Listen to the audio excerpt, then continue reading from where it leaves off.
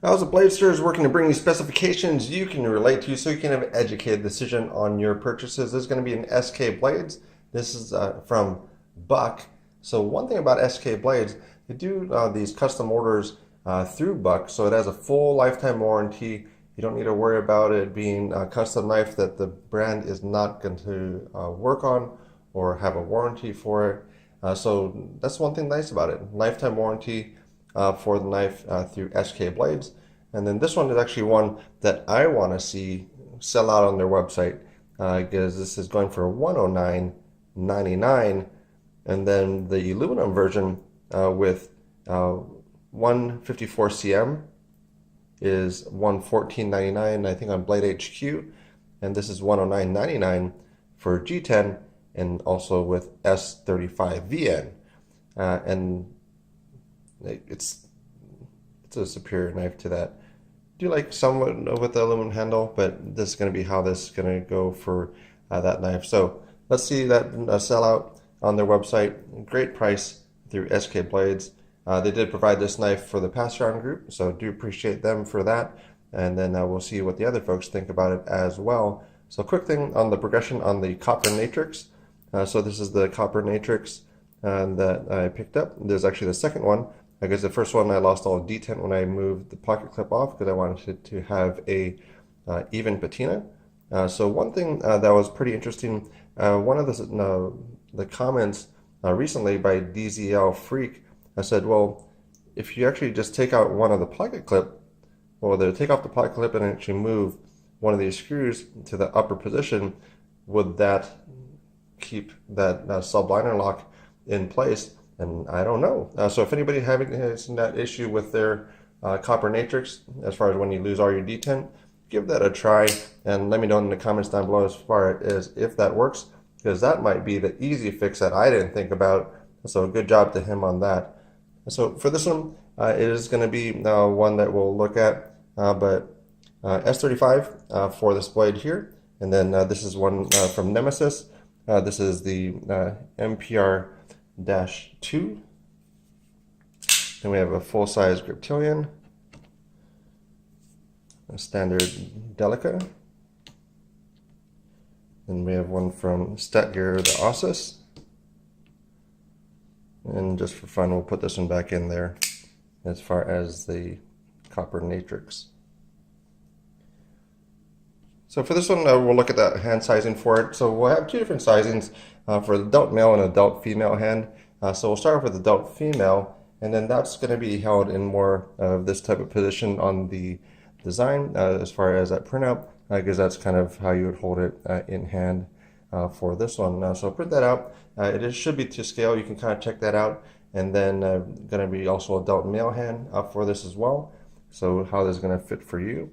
So I have a large size glove, and this is how it fits in my hand for my most common way that I hold a knife for this blade. And then the action for it is something that is interesting. It is one that you want to make sure that you actually flick out properly, because if you don't, you could have it guillotine a little bit. So that's one thing that's interesting about this one. It's one of the most free dropping type of knife that you could get. But for the actual pull on it, so busting out the Lyman pull gauge for this to see where it is, we're going to do this in grams. So this one has a really light detent. Actually, we'll do this in both grams and so 414 for grams. That's going to be 14.6 ounces. So under a pound of detent on this. So if that's too low for you, you can actually make some adjustments for it. They actually include 2 Allen wrenches. This will be able to allow you to take apart the knife as far as the upper bar. So you can take off the bar, and then this little, it adds pressure. So you can kind of see how it pops up there. So you can take off the bar and then add a slight bend to it a little bit more to gain detent, or if you feel that it has too much detent, bend it back the other way, and then very slightly again. It should be kind of very minimally noticed, and then more so if you put it on a flat surface. And then also for like a dreaded lock rock that people are afraid of for knives, This one is solid as far as the lockup for it. And if you ever have it where you have a little bit of play to it, your knife's not broken at that point. You just need to adjust the strong lock on here. So for that, also with the tools that you're given, so you have a larger and a smaller. So you're going to actually be loosening these two top screws, and on the back side, you're going to have basically a little slot. We're going to enter in, put it in there, and then you'll be to tighten, which is to reduce some of that slack. You're going to turn it to the right, righty tighty, lefty loosey, and then so if you do want to actually loosen it, where maybe when you're actually opening it, it's not actually locking up, so it's actually not engaging all the way, you might want to loosen that up a bit. Or if you have it lock up and you're actually having some type of movement, that's where you're going to want to tighten that up a little as well. So there's some videos on that, how that operates, but it's very simple in the way that that works. And if you do take out the screws, you might want to put some Loctite back onto it just to make sure it works properly as well. So this one has a lot of different ways to open it.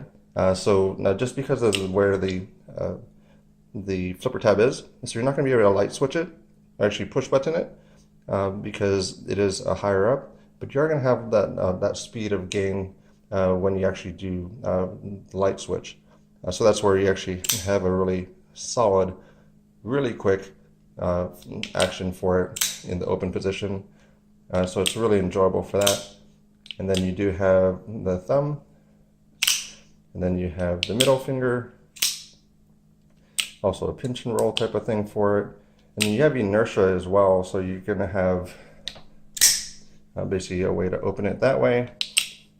And then that's where, I mean, it works perfectly fine for that. And so I personally don't have an issue with inertia opening, because it's not gravity drop. So gravity would be more so like it doesn't come out. But if I'm adding, basically I have to add, at least for this knife, I have to add more than 14 ounces of inertia, and I'm stopping, and then that is causing the blade to come out for that. So I guess that's somewhat where people get a little bit confused as far as a gravity drop versus inertia, and I guess what's important for that. But at least in my opinion, if it doesn't open in my pocket, so as I'm moving around, then I feel that it's a safe knife for that. So again, for pricing wise, $109.99. It is on sale. Their original price is $124.99. So pick it up. I'd like to see on their site that it's sold out, and then eventually I'm going to pick up one of them. There's this one, which is the Inferno, and then they also do have the Gray Ghost that I believe is on pre-order right now, and then that one is going to be also with a satin blade for that one. So decide which one you like the best, but pick it up if you don't have it and see what you think about it for this. And then this one itself also has basically, it's in millimeters. The behind edge thickness is about 57/100th of a millimeter, or about 6 pieces of paper.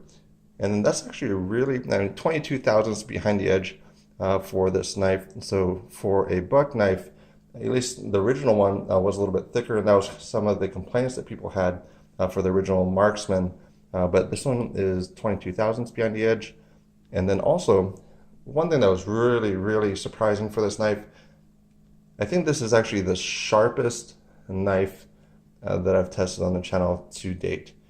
So this is going to be, so from the edge that I received it at, the testing that I did for it, this one came out to be 111, and then I did it a few times.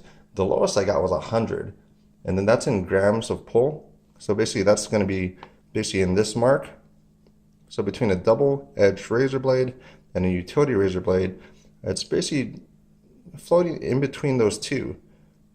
And that's, I mean, that's straight from Buck. So it's not something that's been reworked. I'm the second person to pass around to get it. So, I mean, I don't know what type of other cutting was done before, but that's just amazing. So I don't know what else to say about it. The sharpest knife that I've tested on the channel to date, if my memory serves me correctly on that. So let me know as far as what you think about the knife itself. And then also check out, if you want to see what I thought about the aluminum version, you can go back to the previous video. For that one, I'll link it in the upper box, probably up here somewhere, and then you can check it out. So thanks again for your time. Let me know what you think. Go over to SK Blades, check out the ones that they have. They are factory produced orders, so that you have a full warranty for it. So thanks again to SK Blades. Thank you to the Pass Around Group, and thank you for your time, and have a great night.